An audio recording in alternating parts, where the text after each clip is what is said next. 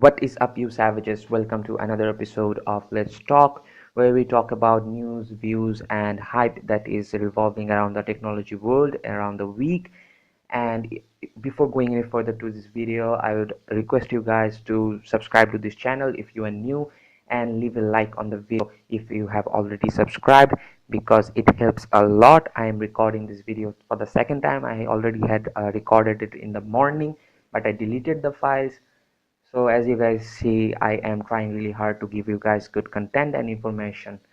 So now that that's out of the way, let's get right into it. Today we are going to talk about Samsung's launching event that was held in 29th of this month, and their new Galaxy S series. Samsung's new Galaxy S8 and its bigger sibling, the Galaxy S8 Plus, designed to reintroduce the public to Samsung as the company tries to put the fiery death of the Galaxy Note 7 behind it.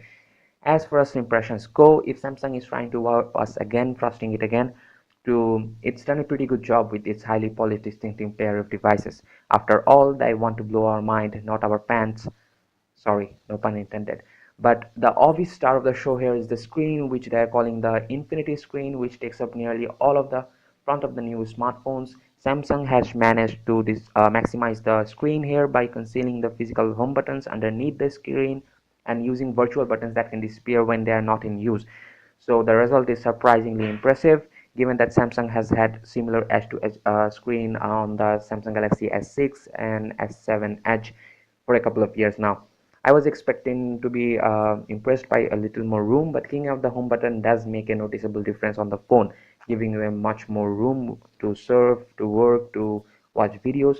So that makes the Samsung Galaxy S8 a 5.8-inch screen, while the S8 Plus has a 6.2-inch screen. Now, that's not something I could say of the Note 7, which had a 5.7-inch screen. I can't even really say that for the 5.5-inch iPhone 7 Plus. They seem really bigger compared to these phones. Now, as they have kicked off the home button underneath the screen, that means the fingerprint scanner is no longer there that we have seen on the S6 and S7 for a couple of years. They have put the fingerprint scanner on the back. Now I have actually no problem with having fingerprint scanner on the back. I use a Xiaomi Redmi Note 3, which has a fingerprint scanner on the back, and I love it.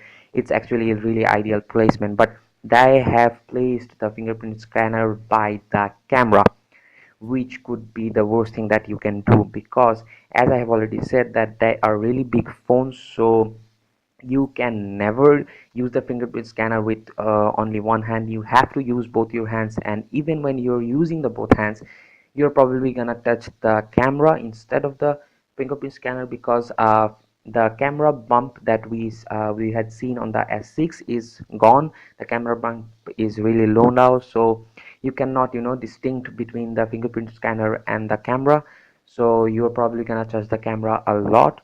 So be I'm a little bit concerned about it, but I thought the virtual buttons might throw me off as well, given my experience with similar designs in the past.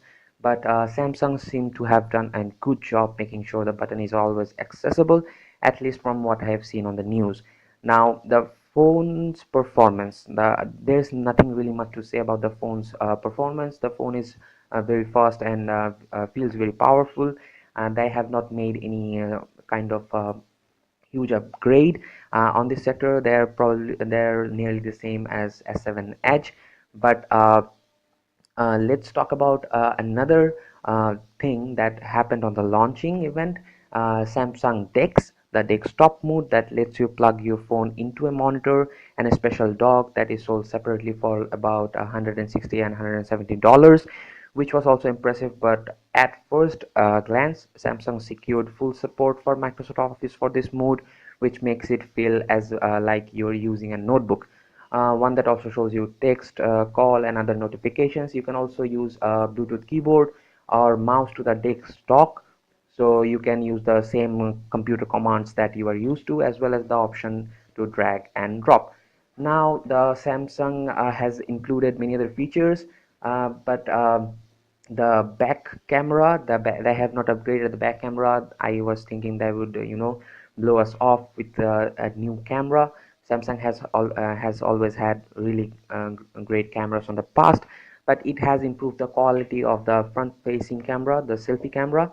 It's now 8 megapixel. That was 5 megapixel on the S7, and now it will also autofocus on the faces. So selfie lovers, S8 has come out with a really good device for you guys. Overall, I was pretty impressed with the look and the capabilities of the S8 and S8 Plus, and I would tentatively say that it's worth upgrading from S7 and certainly from an S6.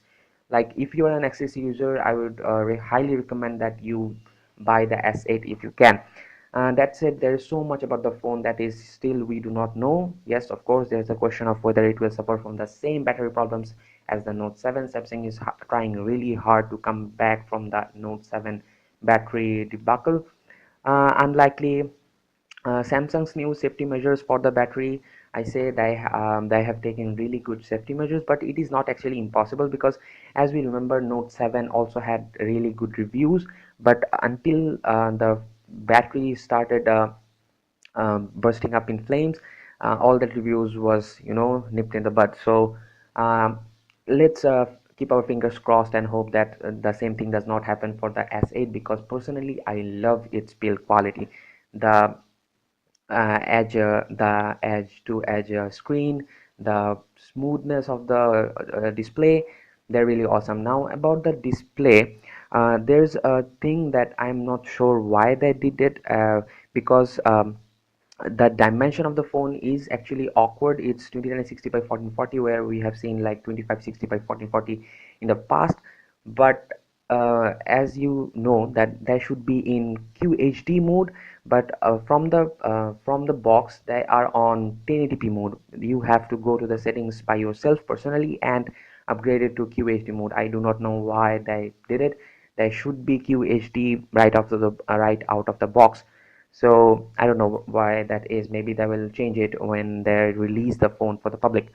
Now there are also a new thing that that I have to talk about before ending the video. That is Bixby, the company's new voice assistant worked in conversation.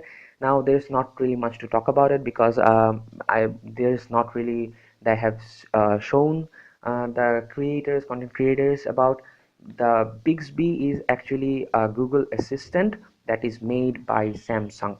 It's just a Google Assistant, a refurbished version of Samsung Galaxy S Note that we have seen, the S Voice, sorry, as we have seen in the past. S Voice was a really big flop. Nobody used S Voice. Maybe they're trying to bring back the S Voice, calling it an AI. So I do not know how that's going to work, because the S8 will have a Nougat 7.1 already on it. So as it has 7.1, and it's probably gonna have Google Assistant pre-installed in it. So I do not know why they need two assistants, voice assistants in the same device. I do not know how that's going to work, because but let's see what happens. So that's pretty important feature to try before coming to a decision on whether this phone I'd recommend over, say, Apple's iPhone, because Apple's iPhone 7 and 7 Plus is the biggest competitor right now for S8 and S8 Plus. Because while the new screen design is really nice, and the infinity screen, the Bixby, the Samsung Dex is really cool, but if someone is going to drop like 700 or $800 on a phone, they want the best. And right now in comparison, iPhone 7 Plus beats Samsung S8 and S8 Plus over the matter of performance and quality, because screen is not everything. You have to use the phone, you need to have a good performance for in your day-to-day life. And let's see what happens when they uh, release the phone for the public and it's done. So this was it for today. I hope you guys got to know everything there is to know about Samsung Galaxy S8 and S8 Plus. If you guys like the video, then please, as I said earlier, like the video, comment, share, and subscribe. I make new videos every day. See you guys tomorrow. Till then, be safe and be savage.